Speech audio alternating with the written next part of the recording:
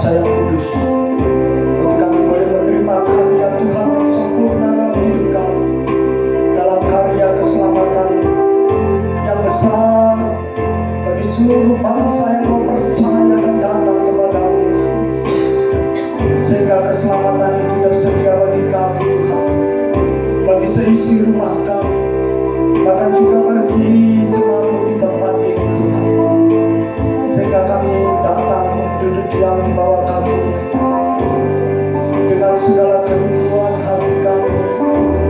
Kami mau memberikan diri kami untuk kau kerjakan dan kau proses dalam hidup kami. Pakai hamba-Mu yang hina ini sebagai saluran yang telah kau bersihkan dan sucikan serta kau kuduskan, untuk tidak menjadi penghambat dalam pembersihan yang Tuhan kerjakan, tetapi sebagai saluran yang sungguh-sungguh boleh bekerja dan berjalan sesuai dengan kehendak-Mu.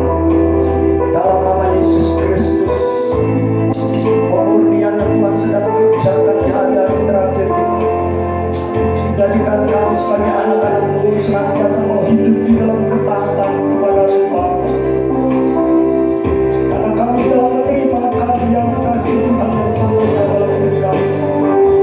Berfirman Tuhan pada kesempatan siang hari ini, dan kami siap untuk dibentuk dan diproses melalui firman, dan kami mau sungguh-sungguh sebagai orang yang percaya kepada-Mu Tuhan, mempersiapkan hati dan pikiran kami untuk memiliki pikiran dan perasaan Kristus, dan kami mempersiapkan hati kami bagaikan tanah yang siap untuk ditabur, tanah yang boleh bertumbuh, tanah yang gembur, yang boleh menghasilkan pertumbuhan dan buah-buah yang indah. Kami mau seturut dengan firman-Mu Bapa. Di dalam nama Yesus, berikan pencerahan dalam setiap hati dan pikiran kami, agar kami seturut dengan kehendak-Mu Tuhan. Apa yang menjadi mau dalam hidup kami siap menjadi pelaku-pelaku firman-Mu Bapa. Dalam nama Yesus, segala roh-roh jahat, kuasa kegelapan yang coba-coba mengintimidasi, yang ingin mencuri setiap benih taburan firman Tuhan, kami tolak, kami patahkan, dan kami hancurkan dalam nama Yesus. Otoritas Tuhan bekerja nyata melalui kuasa Roh Kudus. Dalam nama Yesus Kristus, kami memulaikan firman Tuhan. Berfirmanlah dan sembunyikan hamba-Mu yang hina di belakang saya. Kami siap, kami telah meletakkan diri kami dan dalam posisi sebagai wanita yang duduk di bawah kaki-Mu dalam ketenangan untuk mengerjakan apa yang menjadi porsi kami, bagian kami, dan kami persilahkan apa yang menjadi bagian Tuhan bekerja nyata dalam setiap hati dan pikiran kami. Kami sudah berdoa dan Kau menindaklanjuti dalam kelanjutan firman ini dalam nama Yesus. Haleluya. Bagi yang percaya kita katakan amin. Shalom. Shalom. Shalom. Haleluya, puji nama Tuhan. Saudara yang dikasih dalam Tuhan Yesus, di pertengahan bulan Mei ini, tanpa disadari kita sudah melewati bulan yang kelima, dan kita percaya oleh karena perkenanan Tuhan kita boleh ada sebagaimana kita ada saat ini. Amin saudara. Saudara berikan kekuatan, kemampuan, kesehatan, bahkan sesuatu yang tidak pernah kita duga, segala sesuatu boleh terjadi. Apa yang tidak pernah kita pikirkan, Tuhan sediakan bagi kita yang percaya kepada Tuhan. Saudara, kalau umur itu diberikan oleh Tuhan, kalau kita mendengar teman kita misalnya yang tadinya dalam kondisi sehat, tidak ada sakit apa-apa, saya mendengar kabar ketika orang yang selalu dibangga-banggakan memiliki usia yang sehat ya saudara, 89 seperti usia 60 ya saudara, tetapi istrinya ketika datang bertemu dengan saya, dia dikenal dengan Pak Joyce ya saudara. Ya, jadi dia katakan suami saya ini tidak sakit apa-apa. Tiba-tiba pagi hari dibangunkan, kok tidak bangun-bangun, ya saudara, tiba-tiba ya sudah habis ya saudara. Saudara yang dikasih dalam Tuhan Yesus Kristus, kalau kita bernafas, kalau kita boleh diberikan kesehatan sebagai kesempatan untuk kita berbuat baik, maka kerjakanlah itu dengan setia, dengan takut dan gentar kepada Tuhan, sebagai rekan sekerjanya Tuhan, di mana kita ini dipercayakan untuk hidup di dunia ini, ya saudara, sesuatu yang tidak pernah kita bayangkan, bahkan sesuatu yang mungkin tidak pernah saudara maui, tetapi itu yang Tuhan berikan ke saudara untuk menjadikan kita sadar bahwa betapa terbatasnya manusia ini, ya saudara, untuk selalu bergantung kepada Dia, pemilik kehidupan. Saudara yang dikasih dalam Tuhan, saya langsung akan mengajak saudara membaca, dan ayat ini tidak asing bagi saudara. Saya inginkan nanti laki-laki membaca bagian laki-laki dan perempuan membaca bagian perempuan. Saya narasinya ya saudara, yang terambil di dalam Injil Yohanes pasal yang ke-7 ayat yang terakhir, yaitu 53, dan pasal 8 ayat 1 sampai 11 saudara.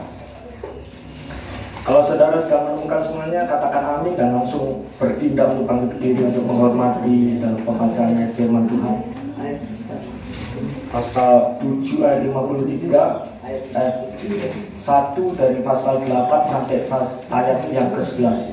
Ayat 1 dari pasal 8 sampai ayat yang ke-11. Saya akan membaca dalam narasinya.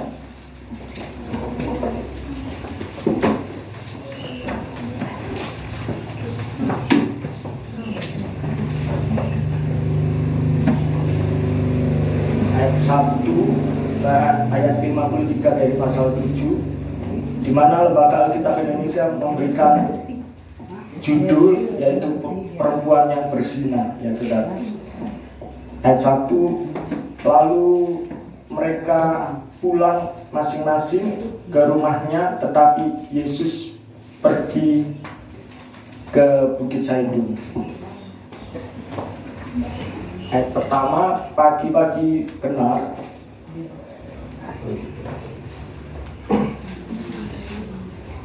Maaf saudara, saya harus membuka Alkitab ya saudara, karena Alkitab ini saya tidak bawa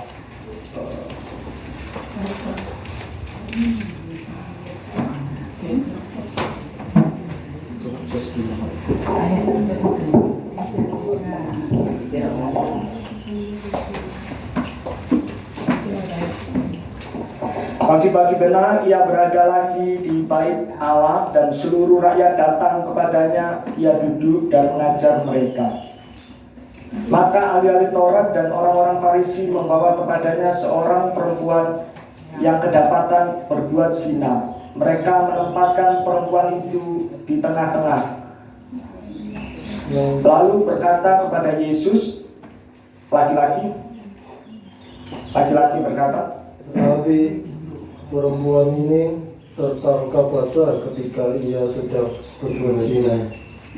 Terus Maka dalam hukum dalam hukum Taurat memerintahkan kita untuk melempari perempuan yang demikian. Apakah pendapatmu tentang hal ini?"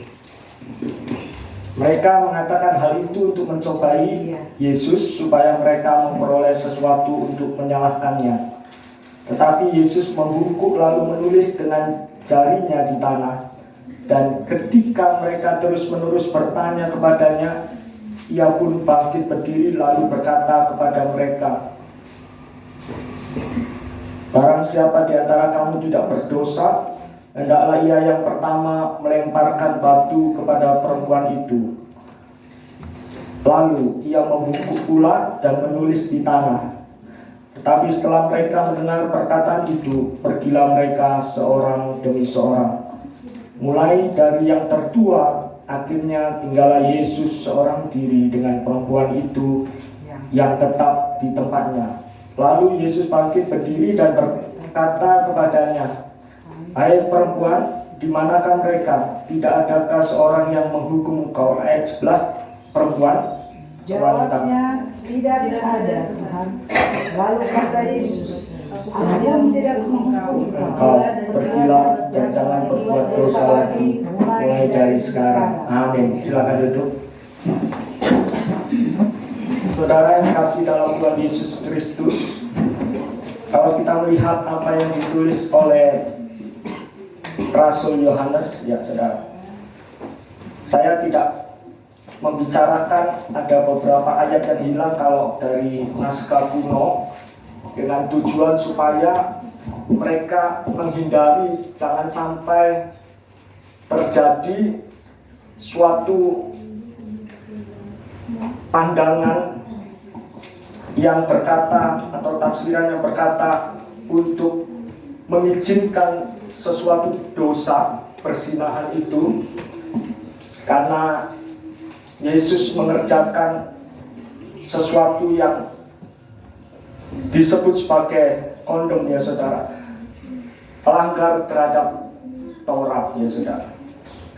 Tetapi Rasul Yohanes dalam kanonisasi, dalam penulisan yang kita baca secara bersama, ini mengandung suatu message, ya saudara, atau suatu pesan yang sangat kuat, sangat strong, ya saudara.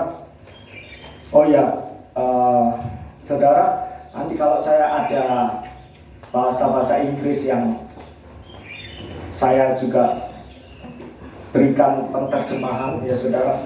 Saudara, di tempat ini, di DKI Gloria, ada suatu rencana nanti kalau Tuhan berkenan di bulan Juni ini akan diadakan les private, les privat, ya saudara, untuk pelajaran bahasa Inggris yang akan diajar oleh guru bahasa Inggris yaitu Bapak Yisrael, ya, yang berkenan untuk mengajar saudara, ya. Jadi ini diberikan pelajaran secara gratis, ya, dan tentu yang bekerja itu Tuhan sediakan upah, dan upahnya itu dari ada kas yang ada dari kas gereja, entahkah itu pelayanan kasih. Dan jadi saudara mungkin nanti dibagi dalam 2 tingkatan, tetapi saya menginginkan adanya pelajaran dasar atau tingkat awal untuk diberikan kepada kita semuanya supaya kita bisa mempelajari. Jadi terlebih khususnya sesuatu hal yang sangat penting bagi anak-anak yang masih mengenyam pendidikan di tingkat dasar, SD, SMP, dan sekolah menengah atas. Bahkan yang mereka yang baru lulus SMA seperti Ruth boleh mengikuti juga untuk sebagai suatu bekal nanti ketika masuk dalam dunia kerja, termasuk juga untuk dalam pendidikan di bangku kuliahan, ya saudara. Itu sangat penting bahasa Inggris ini sebagai bahasa internasional yang bisa memperlengkapi kita untuk kalau kita memiliki nilai plus dalam suatu keahlian kita, maka itu sangat diperhitungkan dalam dunia kerja. Saudara, dulu waktu di tempat kerja saya ada seorang office boy, ya, karena begitu ketatnya dalam persaingan, dia tak menunjukkan keahliannya dia sebagai seorang yang pandai bahasa Inggris. Tetapi ketika dia sering, karena di tempat restoran tempat saya itu bekerja itu, ya saudara, saya datang bule-bule, sehingga ketika diketahui oleh direktur utama, manajer operasional mengetahui bahwa waduh, ini ada bakat terpendam yang tersembunyi dari seorang office boy, ternyata dia pandai berbahasa Inggris. Akhirnya apa saudara? dari ketekunannya dia seorang Kristen ya, dari ketekunannya dia tidak peduli dia sebagai seorang office boy, tetapi dia bekerja dengan tekun, dengan rajin ya saudara. Dia tidak mengendaki keahliannya sebagai seorang yang pandai bahasa Inggris, maka dia harus ditempatkan di tempat yang tinggi. Tidak saudara, akhirnya apa saudara? Dia menjadi teman sejawat saya saudara, yaitu sebagai asisten manajer personalia saudara. Bayangkan, karena dia dia tekun, dia sungguh-sungguh dalam bekerja, karena prinsipnya hanya satu, dia lakukan semuanya itu hanya kepada sama seperti dia lakukan kepada Tuhan, sehingga teman sejawat saya ini dia bisa dipromosi. Tuhan pasti perhitungkan ya saudara. Tidak peduli misalnya manusia pada awalnya tidak mengerti dan tidak mengetahui suatu benda yang berharga tersembunyi bagaimanapun juga saudara, pasti akan dapat terlihat. Misalkan bau bangkai saudara, ya kita sembunyikan, kita kemas dengan suatu kemasan yang indah sekalipun di luarnya, tetapi nanti pada akhirnya juga akan tercium. Apalagi sesuatu yang indah, kita ini sebagai milik berharga dari Tuhan ya saudara. Saudara yang dikasih dalam Tuhan, kembali lagi, jadi nanti itu kelanjutannya, supaya kita benar-benar mempergunakan setiap kesempatan yang Tuhan berikan. Kalau di sini ada pelatihan les private secara gratis, maka pergunakan dengan sebaik-baiknya. Saudara boleh belajar secara gratis di pastori ya, dalam waktu misalnya 1 minggu boleh 2 kali ya. Puji nama Tuhan. Saya percaya anak-anak GKI Gloria adalah anak-anak yang dikhususkan Tuhan. Saya juga heran, mereka itu makan apa tiap hari ya, cuma paling makan nasi sama dengan yang lainnya, tetapi mereka dibekali sebagai anak-anak yang, selain anak-anak yang takut akan Tuhan, mereka juga memiliki kepandaian yang luar biasa. Saya pernah berpikir bagaimana ya mereka bisa pandai begitu, padahal mereka jarang belajar ya saudara. Jadi ini kasih karunia yang Tuhan berikan, seperti anak Naomi bisa juara 1, anak Ruth juga nanti dalam graduation nanti dia disampaikan oleh gurunya, dia juga menerima penghargaan dari sekolah. Jadi juga anak-anak yang lainnya ya saudara, saya lihat nilainya bagus-bagus, tidak kalah dengan yang lainnya. Termasuk anak Pak Israel juga, saya mendengar dari gurunya, walaupun dia baru datang di Sulawesi Utara, tetapi mereka memiliki kemampuan yang tidak kalah dari teman-teman yang lainnya, memiliki nilai keunggulan ya. Itu penting, tetapi semuanya itu harus seimbang. Yang terutama, yang menjadi skala prioritas, yaitu kecintaan kita akan Kristus dalam kesetiaan. Puji nama Tuhan. Kita lanjutkan dalam firman Tuhan.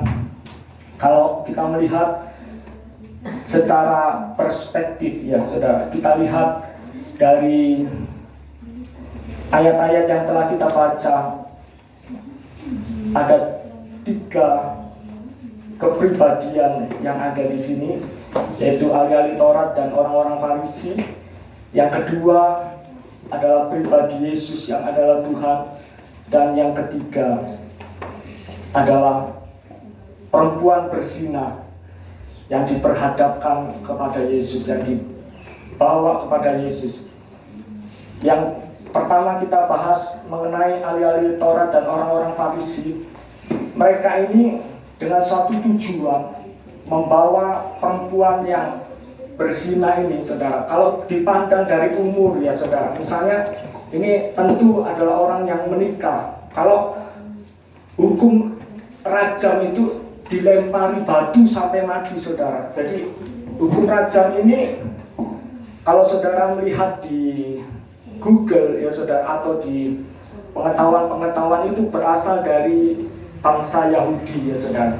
Ketika seseorang melakukan perbuatan dosa zina ya saudara, entahkah dia berzina terhadap perempuan yang sudah bersuami, ataukah laki-laki, ataukah perempuan yang berzina kepada laki-laki yang sudah beristri, saudara. Jadi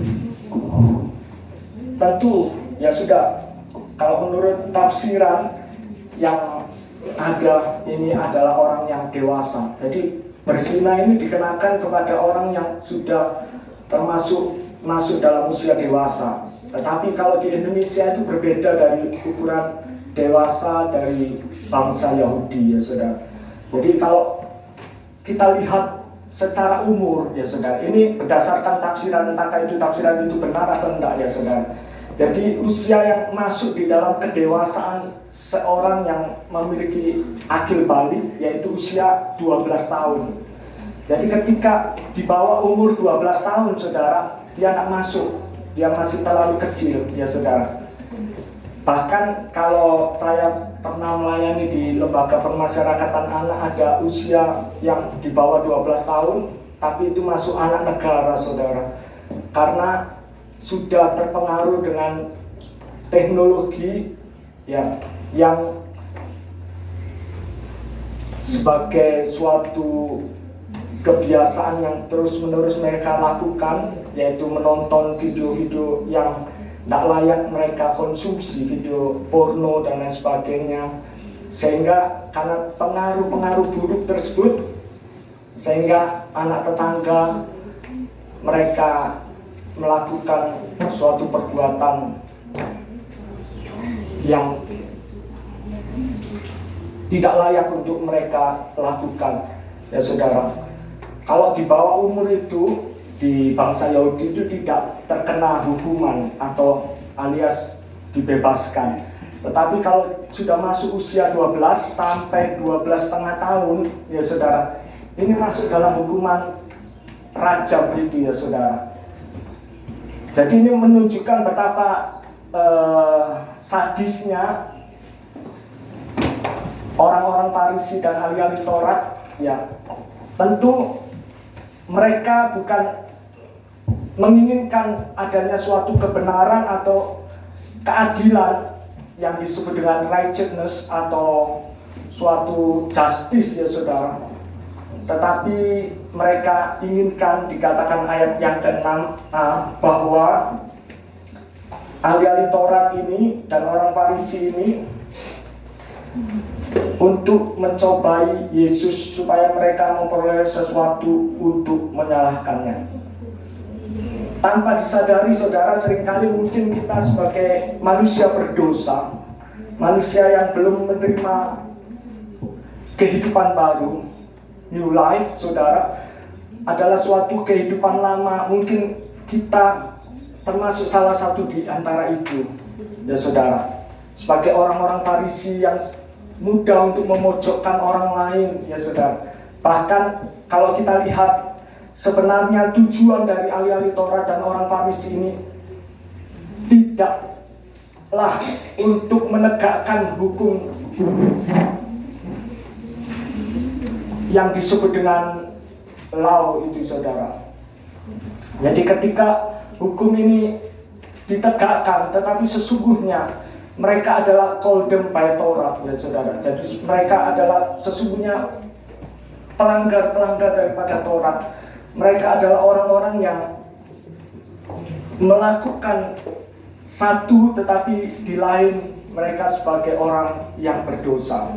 Sehingga kalau kita lihat bahwa ketika dia membawa perempuan berzina ini, ya saudara, kalau di dalam suatu hukum negara atau sipil pemerintahan yang ada waktu itu di bawah pemerintahan Romawi, bahwa mereka tahu bahwa Yesus ini bukan kepala atau pemuka hukum, ya saudara, yang disebut dengan Sanhedrin, tetapi mereka tahu, mereka tujuannya hanya satu, di mana ayat 6 itu dikatakan supaya mereka memperoleh sesuatu untuk menyalahkan Yesus, ya saudara. Jadi di satu sisi mereka menuntut bahwa Yesus pun sebagai sahabat-sahabat orang berdosa, Yesus sebagai sahabat pemungut cukai, Yesus sebagai yang dikenal sebagai sesuatu yang sangat familiar ya saudara. Yesus sebagai orang-orang yang bahkan sahabat-sahabat para pelacur, para PSK dan lain sebagainya. Tetapi mereka dengan satu tujuan, orang-orang Farisi dan ahli-ahli Taurat ini menginginkan terdapat suatu kesalahan daripada Tuhan Yesus. Orang-orang Farisi dan ahli-ahli Taurat ini ingin menyalahkan. Tetapi ini sebetulnya apa yang tertulis di dalam Yohanes pasal 7 ayat 53 dan Yohanes pasal 8 ayat 1 sampai 13 ini adalah suatu perwujudan ya saudara. Coba saya minta Joses bisa baca di dalam Yohanes 3 ayat 17. Kalau Yohanes 3 ayat 16 itu adalah ayat yang terkenal yang tentu anak-anak sekolah minggu pun tahu apa yang ada. Yosua tahu, Yohanes 3 ayat 16 nggak tahu. Nah itu perlu itu guru-guru sekolah minggu memberikan ayat hafalan. Karena begitu besar kasih Allah akan dunia ini sehingga Ia mengaruniakan putranya yang tunggal supaya yang percaya kepadanya tidak binasa melainkan beroleh hidup yang kekal. Ayat 17 coba Joseph baca. Sebab Allah mengutus anaknya ke dalam dunia bukan untuk menghakimi dunia, melainkan untuk menyelamatkan oleh Dia. Jadi Yesus datang ke dunia, ada suatu karya keselamatan yang besar, di mana kedatangan Yesus ke dalam dunia bukan sebagai hakim untuk menghakimi dunia ini, tetapi nanti ada saatnya di mana Tuhan akan menghakimi segala bangsa, ya saudara. Tuhan Yesus akan menjadi hakim yang adil bagi kita. Dan kalau eksposisi dari ayat yang kita telah baca dalam Yohanes pasal 17 ayat yang ke Yohanes 3 ayat 17 itu saudara, di mana Yesus datang untuk menyelamatkan dunia ya saudara. Jadi kalau ahli-ahli Taurat mungkin tanpa disadari kita sebagai ahli-ahli Taurat, orang-orang Farisi yang dimana tentu kita tidak mau kita memiliki suatu perihal yang melekat dalam pribadi kita sebagai ahli-ahli Taurat dan orang-orang Farisi. Mereka tahu kebenaran, tetapi mereka juga pelanggar-pelanggar Taurat. Coba dibaca di dalam Matius pasal 23 ayat 23. Ini the important things ya saudara. Taurat in Taurat law yang terpenting dalam hukum Taurat itu Matius 23 ayat 23. Just baca ayat 23, Matius 23 ayat 23. Celakalah kamu, hai ahli-ahli Taurat dan orang-orang Farisi, hai kamu orang munafik, sebab persepuluhan dari Selasi, hadas manis, dan jintan kamu bayar. Tetapi yang terpenting dalam hukum Taurat kamu abaikan, yaitu keadilan dan belas kasihan dan kesetiaan. Ya saudara. Jadi tidak mungkin ada yang disebut dengan keadilan. Kita seringkali menuntut adanya suatu justice, keadilan. Orang ini tidak sesuai dengan firman, orang ini pelanggar terhadap Taurat, ya saudara. Yesus pun mengakui bahwa apa yang menjadi Taurat Musa itu dikatakan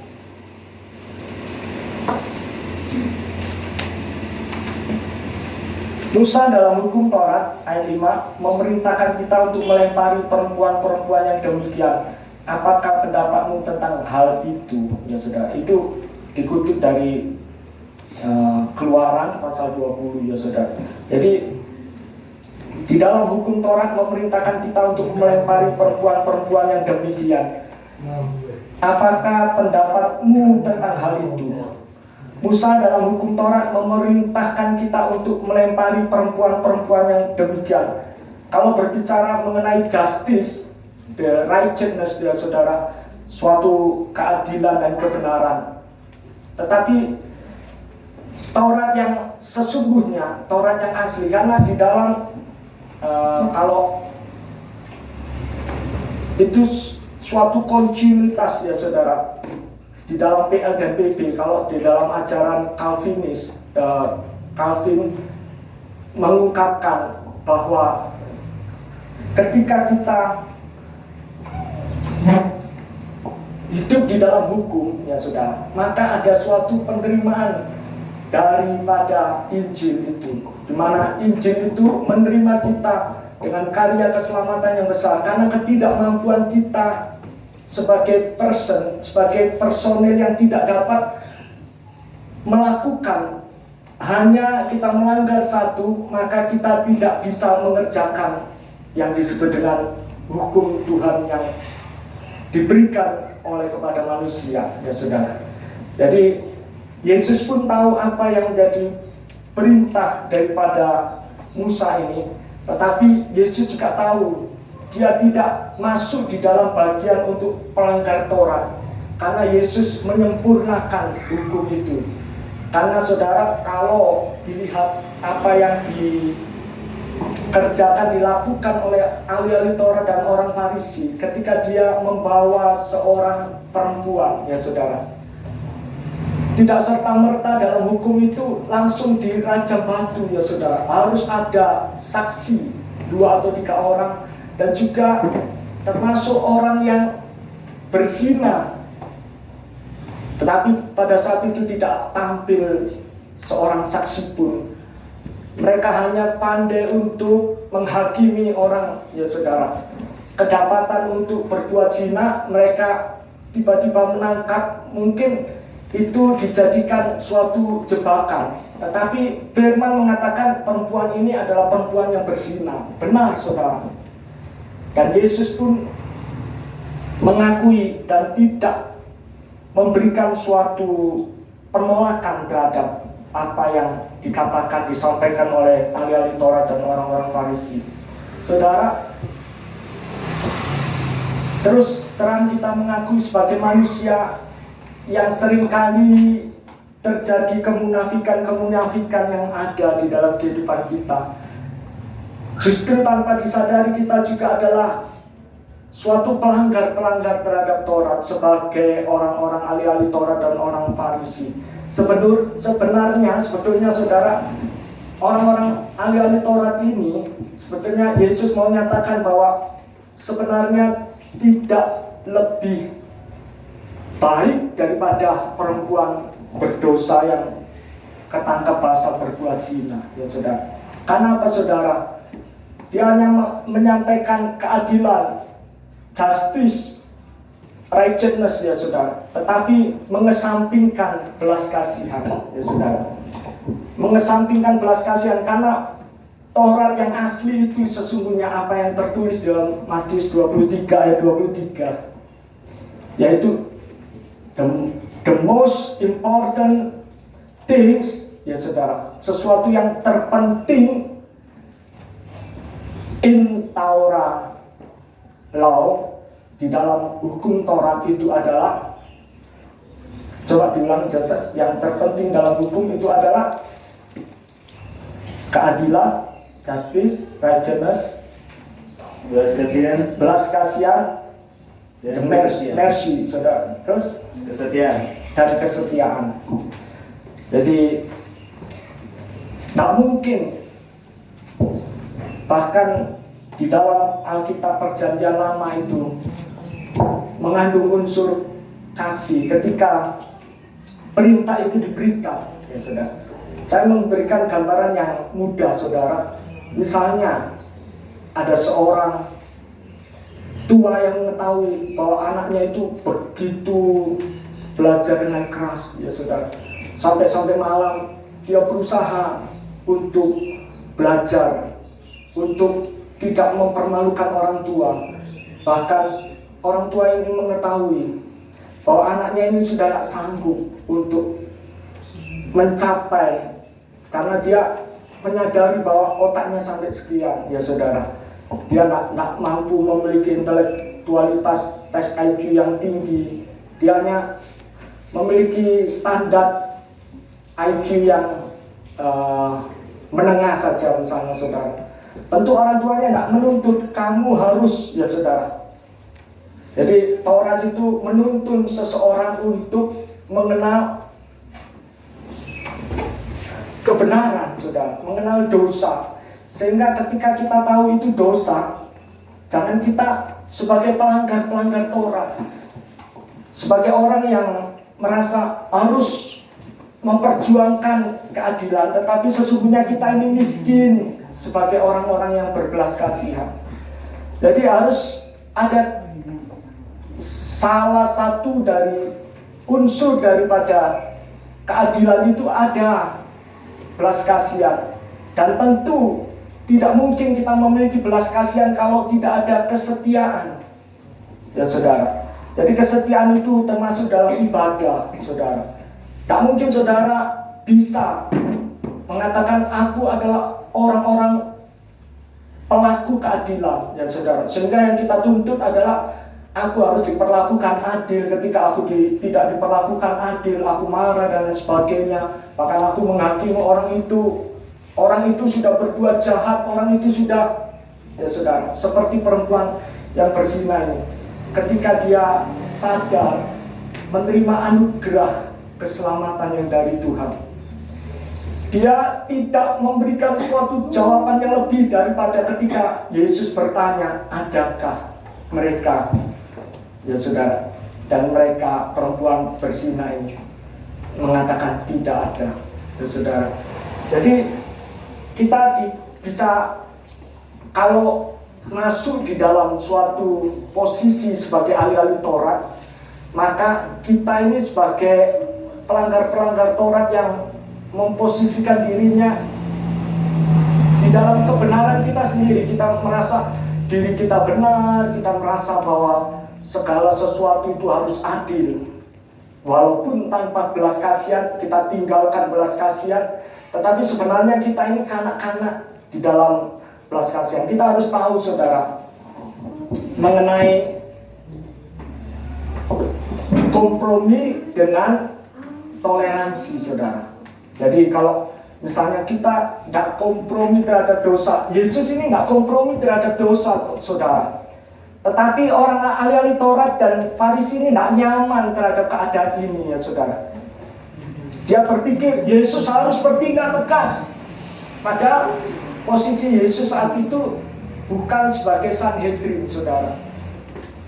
Yesus sebagai sahabat-sahabat pelacur, sebagai sahabat-sahabat pemungut cukai, sebagai sahabat kolektor ya saudara, sebagai sahabat-sahabat orang-orang yang koruptor dan lain sebagainya. Sehingga keadaan yang tercipta ini menjadi suatu keadaan yang tidak nyaman bagi ahli-ahli Taurat dan orang-orang Farisi saudara. Saudara tahu kalau kita ini seringkali tidak nyaman terhadap orang-orang yang disebut sebagai pelaku kebenaran, maka kita tidak akan pernah. Saudara perhatikan misalnya ada orang misalnya berbicara kebenaran, waduh rasanya ingin meninggalkan. Ini cara kerja apa saudara? Cara kerja iblis ya saudara. Sehingga ahli-ahli Taurat dan Farisi ini telah dikuasai oleh si jahat ya saudara. Juga ini kalau kita lihat bagaimana ahli-ahli Taurat dan orang Farisi ini yang menjadi suatu contoh yang sangat buruk ya saudara, sebagai pelanggar Taurat, tetapi menginginkan orang lain itu harus bertindak adil, bertindak yang benar ya saudara, justice, righteousness sebagai suatu kebenaran yang saklek ya saudara, kebenaran yang mutlak yang tidak dapat diotak-atik ya saudara. Sehingga Yesus harus melaksanakan hukuman. Sehingga Yesus harus berkata, ya silakan melempar batu saudara. Saudara yang dikasihi Yesus, mereka ini hanya memancing, mereka ini hanya memojokkan Yesus supaya Yesus ini terdapat kesalahan.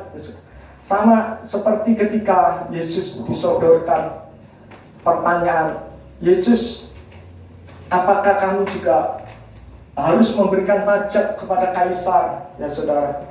Sehingga waktu penyodoran koin itu, saudara, itu gambarnya siapa? Kaisar, berilah kepada kaisar apa yang kaisar punya, ya saudara. Saudara yang dikasih, tujuan dari ahli-ahli Taurat ingin memojokkan Yesus dengan pertanyaan-pertanyaan yang bersifat memancing, ya saudara. Itu seringkali terdapat di dalam kekristenan, saudara.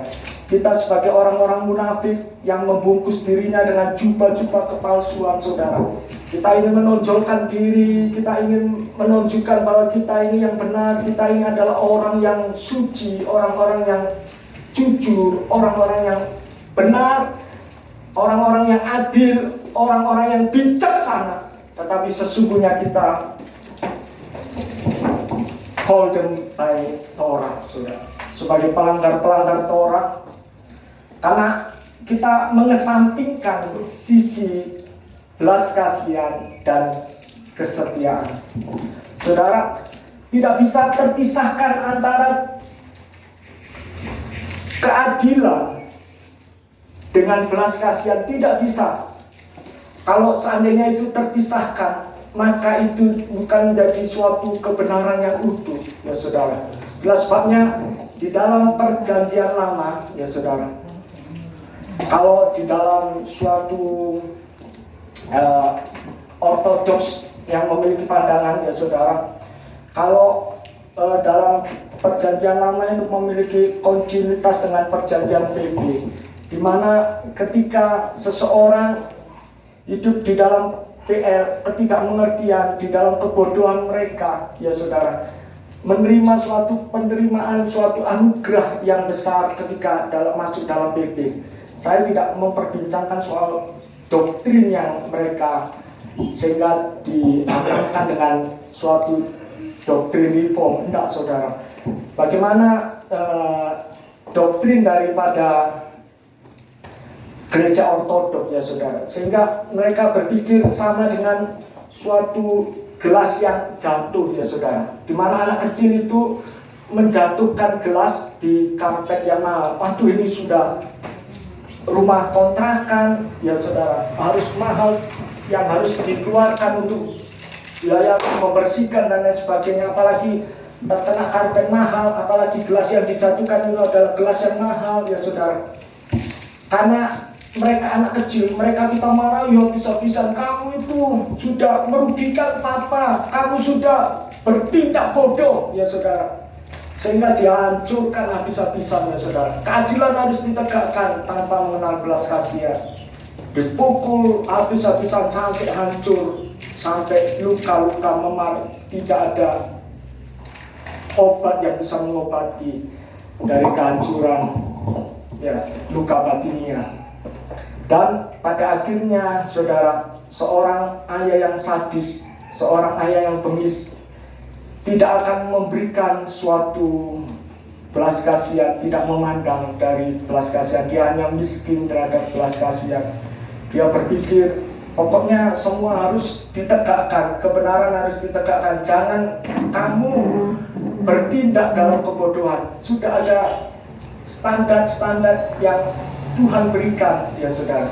Termasuk ini apa yang menjadi hukum Musa, ya saudara. Musa dalam hukum Taurat itu memerintahkan kita untuk melempari perempuan-perempuan yang demikian, ya saudara. Seandainya Yesus berkata, ya silakan melempari perempuan itu dengan batu. Tetapi sesungguhnya Yesus itu mengetahui, ya saudara, standar berdasarkan hati nurani, ya saudara, manusia. Itulah sebabnya Yesus katakan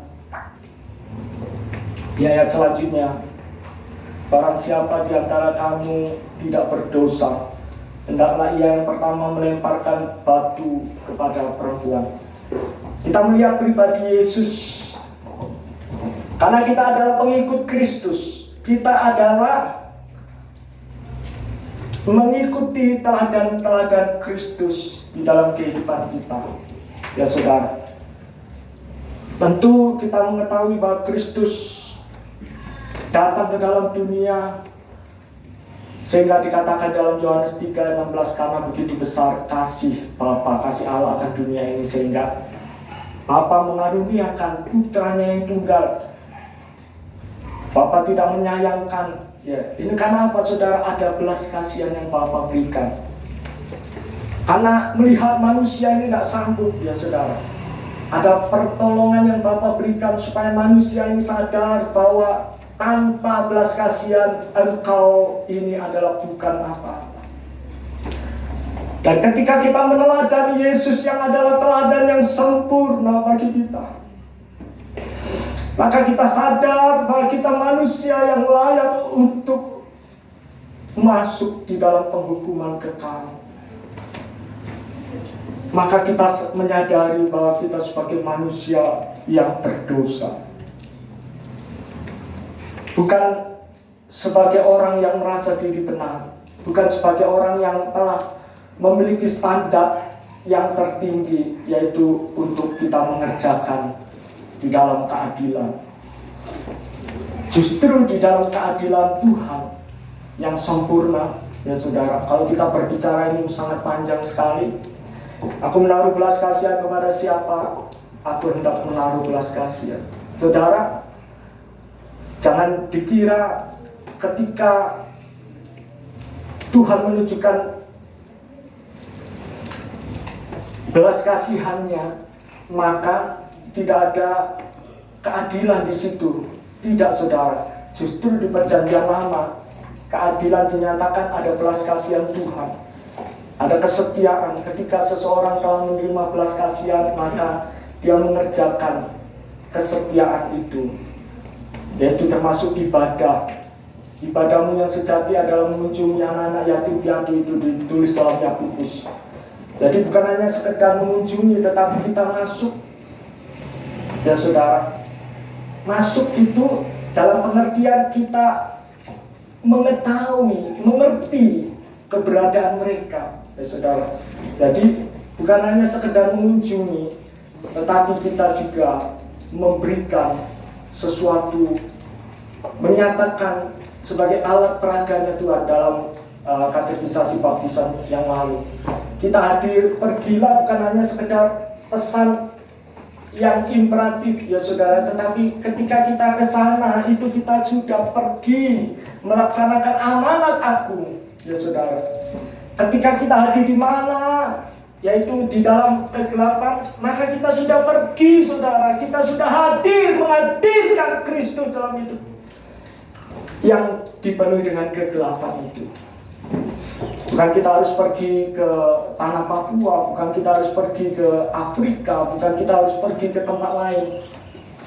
Ketika saudara berada di lingkup saudara, kandung saudara yang belum mengenal Kristus, engkau sudah pergi di situ menyatakan kebenaran Injil Kristus. Dan dunia boleh menyaksikan dan melihat bahwa engkau adalah murid-muridnya. Saudara, pergi jadikanlah semua bangsa muridnya dan baptislah mereka. Saudara yang dikasihi dalam Tuhan Yesus, kalau kita sebagai orang-orang yang hidup meneladani Kristus, seperti pujian tadi katakan, ku mau sepertimu Yesus, disempurnakan selalu dalam setiap jalanku. Bukan hanya jalan waktu kita di gereja, tetapi pada saat setiap jalan, walaupun engkau di rumah, engkau sanggup menghadirkan Kristus dalam kehidupan kita. Dan kemanapun kau berada itu, kau sudah melaksanakan amanat agung Yesus. Saudara, itulah sebabnya ketika kita meneladani Kristus dalam hidup kita, kita bukan lagi sebagai orang-orang yang imperatif, sebagai orang-orang yang merasa diri benar, sebagai orang-orang yang tidak menerima keberadaan orang-orang berdosa. Justru keberadaan orang-orang berdosa ini sebagai satu karunia bagi kita untuk menyelamatkan mereka. Yaitu ketika kita melaksanakan amanat agung, pergi jadikanlah semua bangsa muridku dan baptislah mereka. Berbicara soal baptisan nanti hari Kamis ya saudara, masih ada kesempatan. Jadi saudara siapa yang rindu untuk dibaptiskan, nanti selesai ibadah menghubungi saya selaku gembala sidang untuk memberikan penataran. Siapapun lebih khusus mereka yang belum dibaptiskan air ya boleh menghubungi saya, nanti boleh mengikuti penataran baptisan yang terakhir. Jadi Kamis nanti selain ibadah selesai ibadah kenaikan Tuhan Yesus ke surga, itu ada baptisan air di tempat ini. Jadi puji nama Tuhan, sudah 2 orang yang terdaftar, yaitu Pak John dan juga anak Opel. Puji nama Tuhan. Juga yang lainnya masih terbuka kesempatan ya saudara. Saudara yang dikasihi dalam Tuhan Yesus Kristus,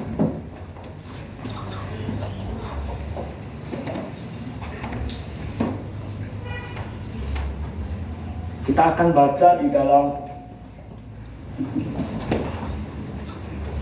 Yudas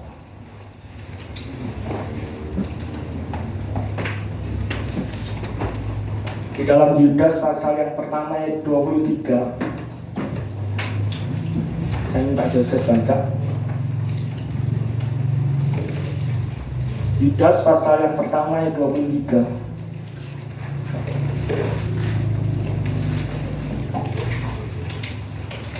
Selamatkanlah mereka dengan jalan merampas mereka dari api.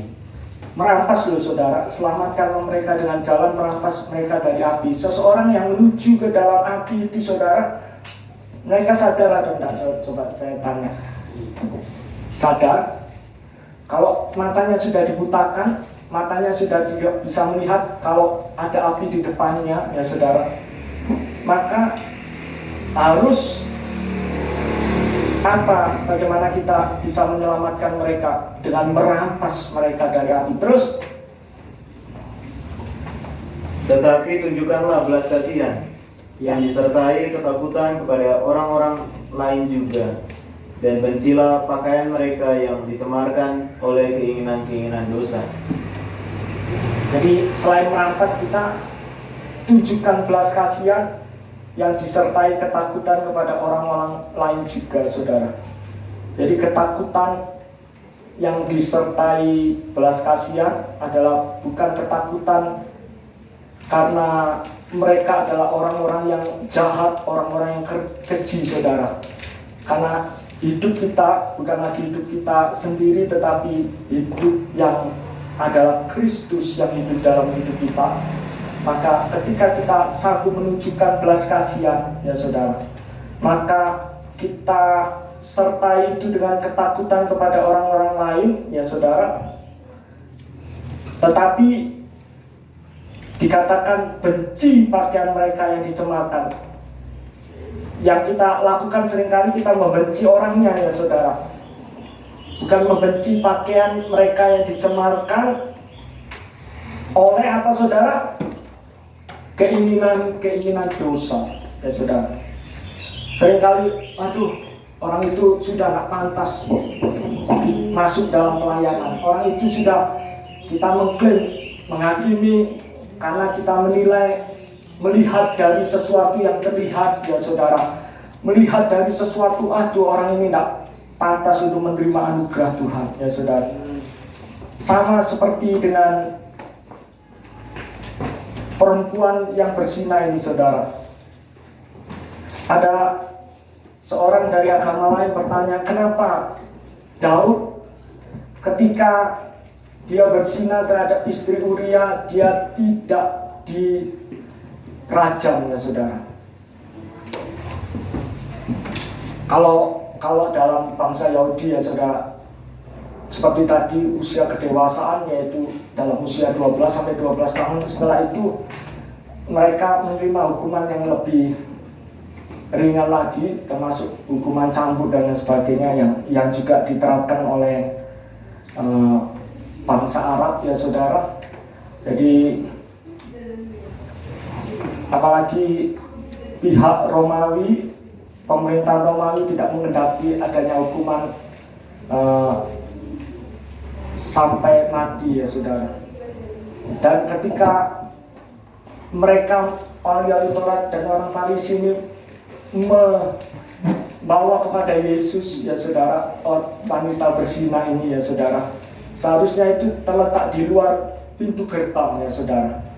Jadi itu tertulis secara detail dalam Taurat ya saudara Musa, sehingga sekalipun ahli Taurat dan orang Farisi ini menuntut supaya wanita yang layak untuk dihakimi sebagai hakim jalanan, saudara, saya katakan, karena bukan sesuatu penghakiman yang berdasarkan perintah yang tertulis, sehingga walaupun mereka mengendaki hukum Taurat Musa itu mengendaki orang-orang yang demikian harus dilempari dengan batu ya saudara.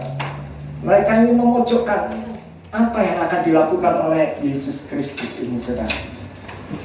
Saudara, di sini kita bisa meneladani hikmat daripada Kristus, kebijaksanaan yang menjadi suatu pertanyaan sekaligus itu menjawab setiap, membungkam setiap orang-orang yang ingin ya saudara menyudutkan Yesus, yang ingin mempersalahkan Yesus ya saudara. Mungkin kita seringkali dipersalahkan oleh keadaan-keadaan yang ada di sekeliling kita. Ketika kita bertindak di dalam suatu tindakan toleransi, seringkali saya hadapi seperti itu. Gembala harus tegas dalam menegakkan keadilan dan kebenaran ya saudara. Gembala harus bertindak sesuai apa yang firman Tuhan itu harus itu menjadi suatu. Tetapi kadang-kala berdasarkan kompromi, saya tidak mengenal kompromi, dengan dilandasi suatu adanya belas kasihan ya saudara, itu bersifat toleransi. Ya sama seperti seorang anak kecil tadi yang saya contohkan, ketika dia tidak sanggup untuk belajar lebih giat lagi, berbeda kita terapkan dengan orang yang malas saudara. Ketika mereka malas belajar, kita harus lebih memacu lagi untuk dia semakin giat dalam belajar saudara. Jadi keadaannya berbeda-beda saudara. Ketika orang yang sudah mentok, sudah nggak bisa lagi otaknya sampai mencapai di situ, dia belajar sudah nggak ada kesempatan lagi ya saudara. Puji nama Tuhan, ada anugerah bagi saudara-saudara boleh mendengarkan firman Tuhan, karena ini untuk kepentingan diri kita sendiri ya saudara. Jangan sampai kita mengalami kerugian-kerugian karena tanah yang berbatu, dan ketika taburan firman itu tertabur di tanah yang berduri, di tanah di jalan raya, bagaimana bisa dipatok oleh burung ya saudara. Tetapi kita percaya hati kita bagaikan tanah yang subur, yang siap untuk ditaburi oleh benih firman Tuhan.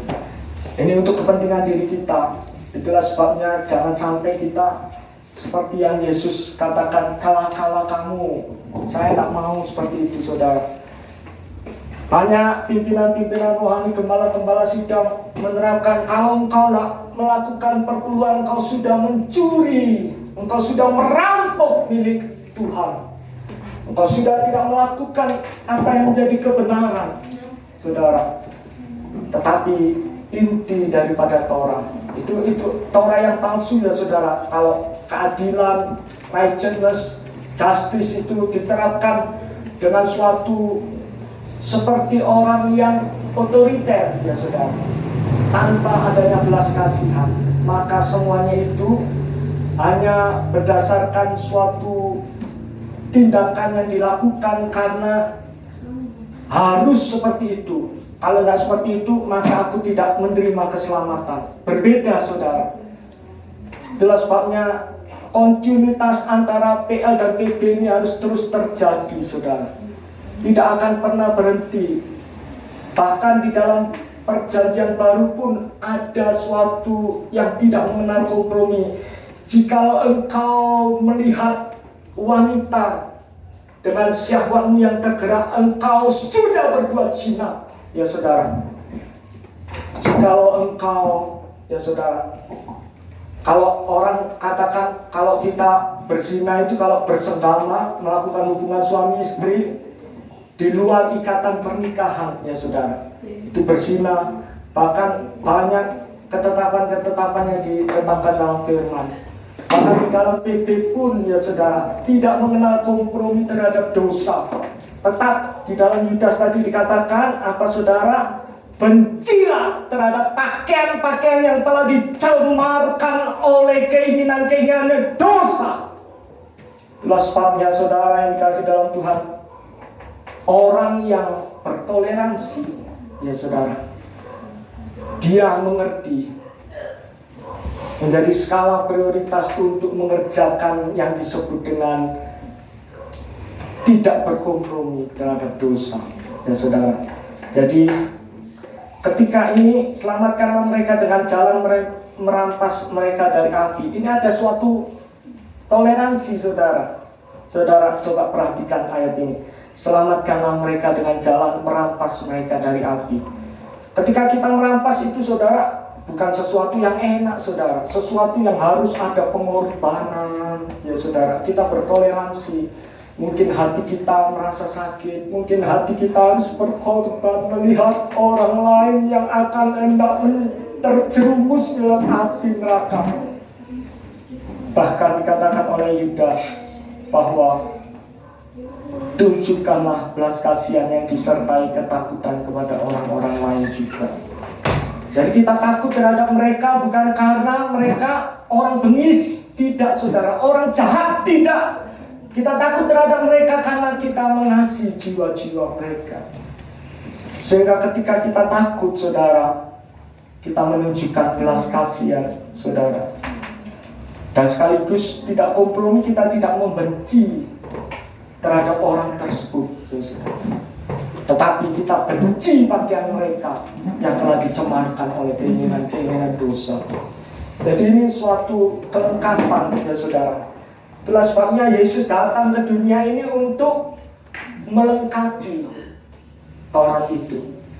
Taurat itu suci, Taurat itu diberikan supaya kita mengenal akan dosa, kita mengenal kebenaran. Itulah sebabnya Taurat itu sebagai penuntun, supaya kita tahu, kita sadar. Itulah sebabnya perlukah kita hidup di dalam zaman anugerah, tetap memerlukan Taurat, tetap saudara. Taurat itu suatu hukum Tuhan yang tidak pernah berubah sepanjang zaman, ya saudara. Satu titik iota pun jangan engkau pernah menghapuskan. Bahkan kita melalaikan, mengabaikan satu titik apa yang menjadi perintah yang kudus itu. Taurat itu kudus, saudara. Taurat itu diberikan, tetapi ingat inti yang terpenting, the most important ya saudara, important things in Taurat law, ya saudara. Yang terpenting dalam hukum itu, jangan kita abaikan salah satu. Kita mau keadilan, tetapi kita mengabaikan belas kasihan. Yes. Kita mau hanya berbelas kasihan, tetapi kita tidak kompromi, ya saudara. Kalau kita kompromi, ya saudara, maka inti Taurat itu, yang terpenting dalam hukum Taurat itu akhirnya menjadi tiada. Tidak bisa, saudara, dipisah-pisahkan antara justice, keadilan, belas kasihan, the mercy. Itulah sebabnya Yesus adalah merciful, adalah belas kasihan yang penuh yang diberikan oleh Yesus. Tapi sekaligus Yesus tidak kompromi terhadap dosa. Seperti apa yang dikatakan Yesus terhadap perempuan itu. Coba Joseph baca. Perempuan itu tetap berada di tengah-tengah lingkaran, ya saudara. Di ayat yang ke-9. Yohanes pasal 8. Sebelum kita akan mengakhiri ibadah kita di pagi hari ini. Sebelumnya saya juga menyampaikan selamat datang. Ini lokasinya pasien. Namanya siapa? Enda. Enda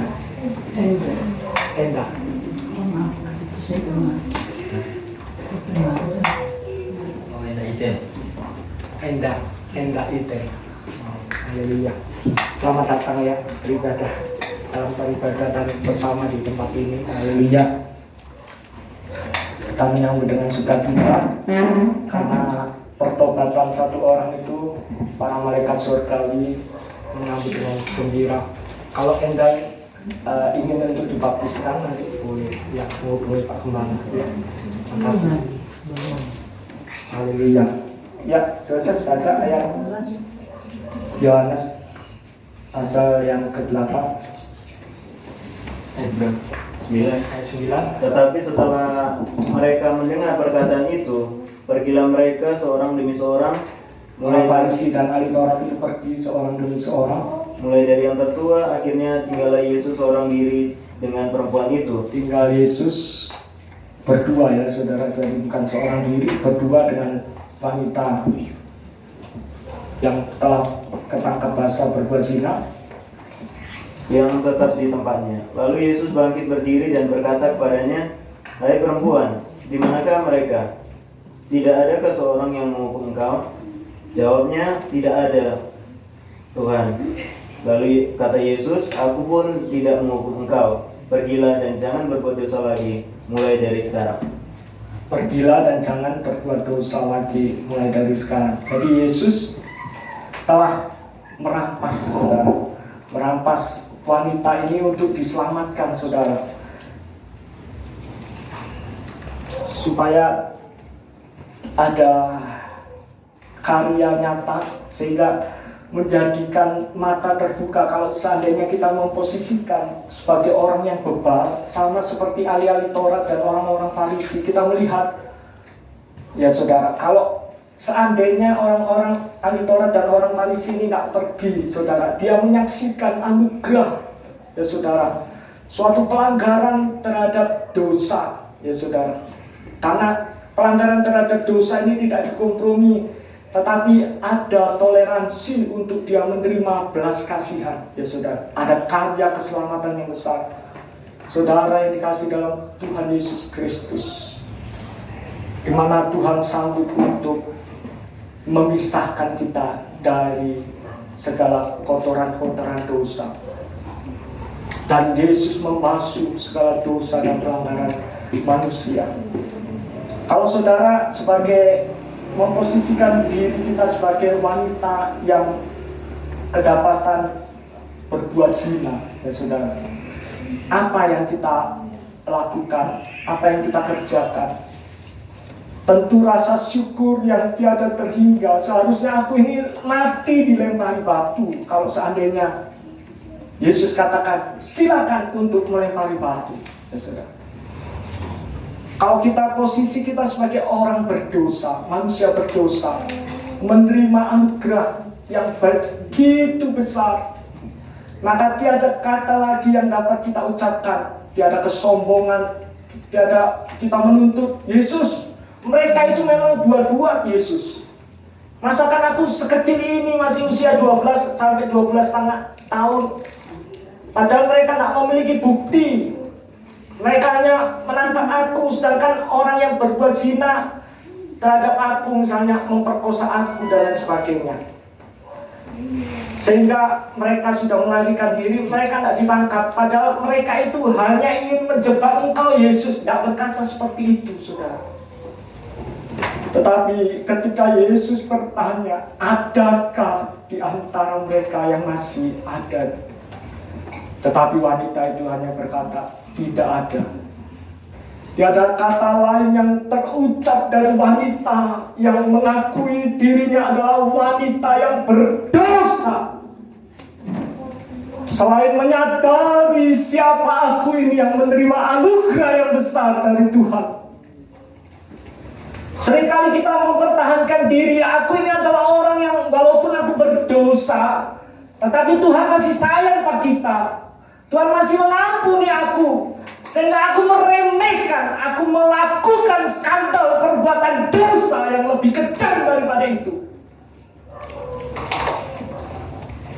Yang disebut dengan skandal anugerah, saudara tahu, meremehkan anugerah yang Tuhan beri. Tetapi wanita itu tidak mengerjakan. Dia tetap berada di dalam posisi dia yang awalnya sebagai orang yang pantas menerima hukuman untuk dijatuhi, dilempari batu sampai mati. Tetapi wanita ini tidak bergeming sedikit pun, sampai menunggu sampai apa yang dikatakan Yesus selanjutnya. Walaupun Yesus tidak menunggu harus engkau bertobat dulu baru engkau menerima anugerah, tidak saudara. Engkau harus bertobat, menunjukkan pertobatanmu baru engkau menerima anugerah. Tetapi zaman sekarang itu seringkali saudara, kita berpikir kita mengedepankan anugerah yang disebut dengan mengedepankan justice. Kita harus membuktikan dulu sebagai anak-anak yang sanggup menyatakan adalah anak yang telah menerima pengampunan, yaitu pertobatan. Seiring dan sejalan dengan itu, ketika kita menerima anugerah, kita menyadari betapa anugerah Tuhan besar dalam hidup. Sehingga Rasul Paulus katakan, "Cukuplah anugerahmu bagiku." Saudara yang dikasihi dalam Tuhan Yesus, tiada kata lagi untuk kita mengucapkan, keluarkan keluhan. Kita ada ucapan-ucapan suatu kata yang merupakan kembali lagi menyakiti hati Yesus. Nah, saudara, sadar, cukup satu kata ketika Yesus bertanya, adakah mereka yang ingin menghakimi engkau tetap tinggal? Tidak ada. Dan Yesus katakan selanjutnya, apa saudara? Coba Joseph baca ayat yang terakhir.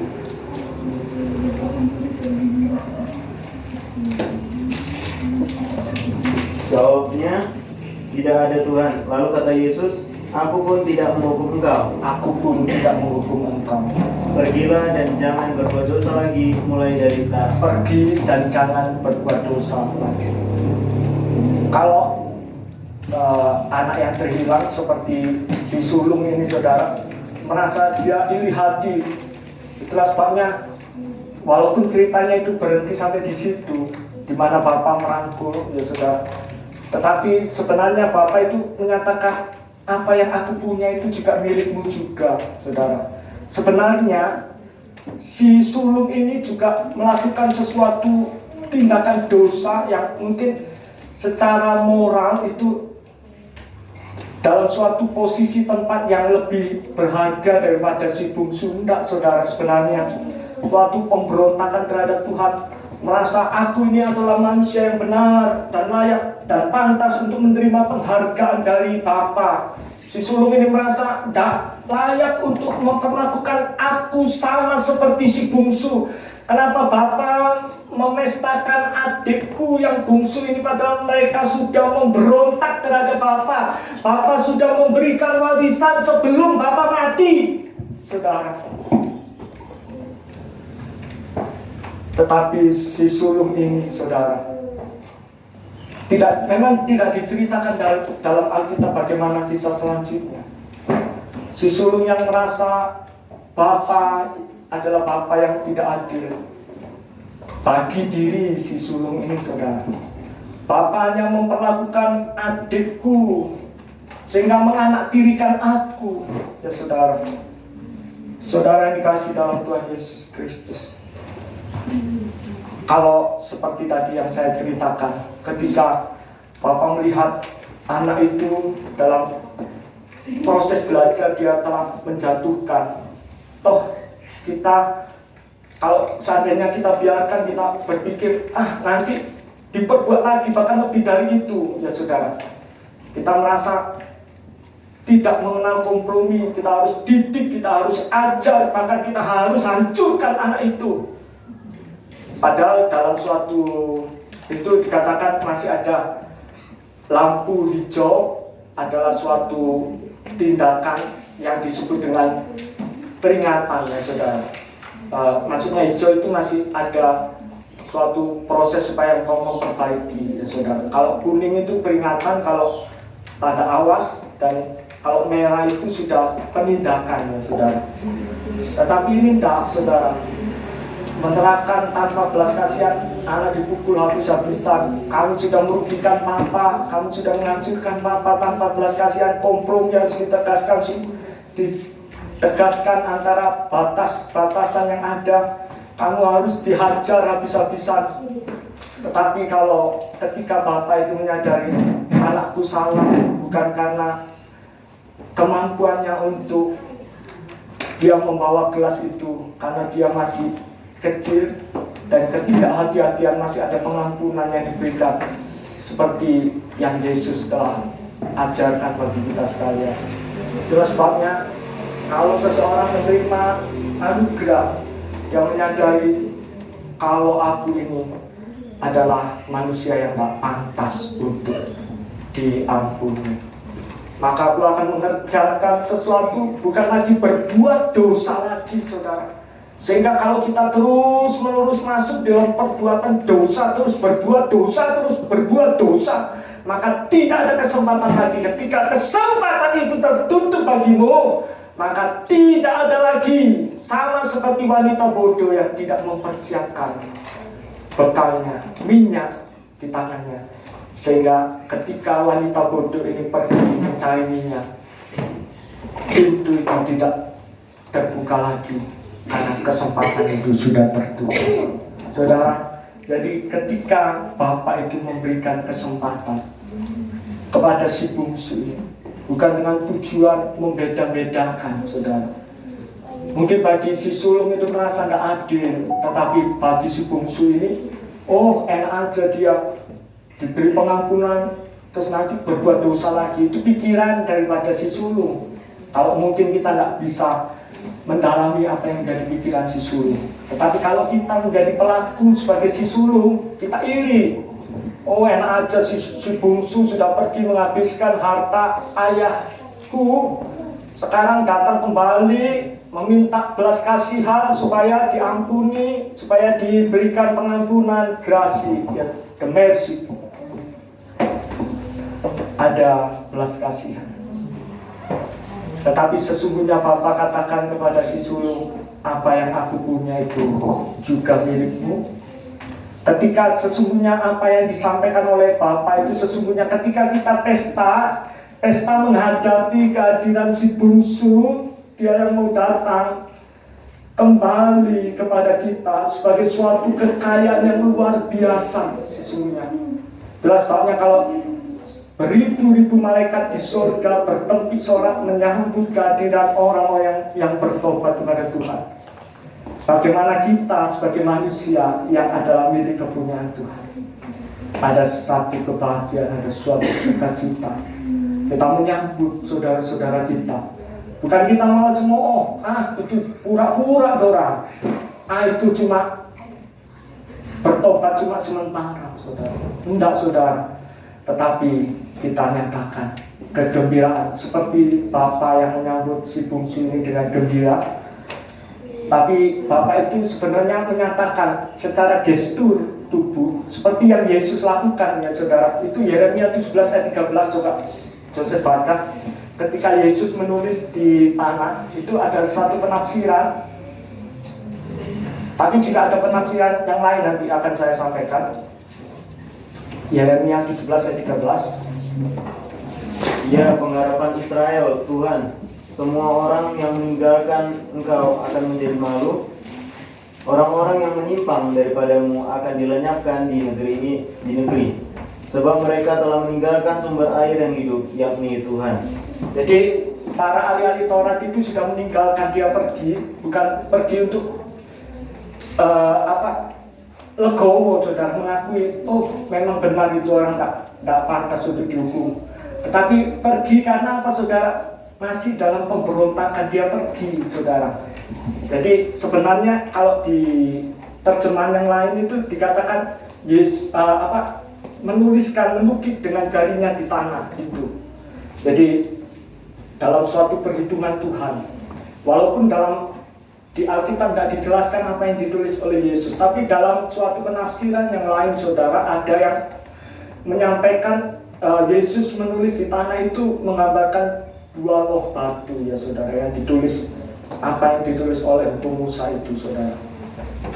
Jadi hukum Taurat itu tertulis di tanah, itu ada di dalam ayat-ayatnya dalam perjanjian lama saudara. Jadi saudara yang dikasih dalam Tuhan Yesus, ketika ahli-ahli Taurat dan orang Farisi ini, ketika Yesus katakan, adakah di antara kalian yang tidak berdosa, silakan kalian melempar yang pertama terhadap wanita yang kedapatan berbuat dosa.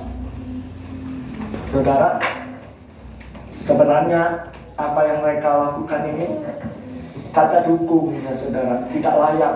Apalagi dalam pemerintahan Romawi tak menghendaki adanya hukum rajam itu ya saudara.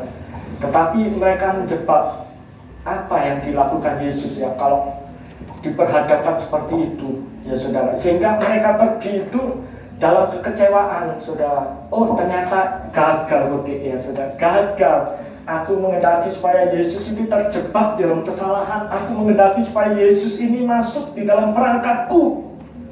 Tetapi berbeda dengan wanita, kalau boleh dikatakan pelacur, masih usia 12 setengah tahun. Sama di sini yang jemaat usia 12 ya, itu kita bisa cari gambaran seperti itu ya saudara, usia 12 sampai 12 setengah tahun. Sebenarnya dia harus menerima suatu grace, pengampunan. Kalau hukum dunia aja dalam pemerintahan Romawi saudara menerapkan suatu hukum sipil negara yang tidak menghendaki adanya hukum rajam saudara. Apalagi tidak disertai dengan bukti-bukti yang cukup, yang lengkap, di mana wanita ini diperhadapkan, ditangkap basah oleh 2 atau 3 orang saksi.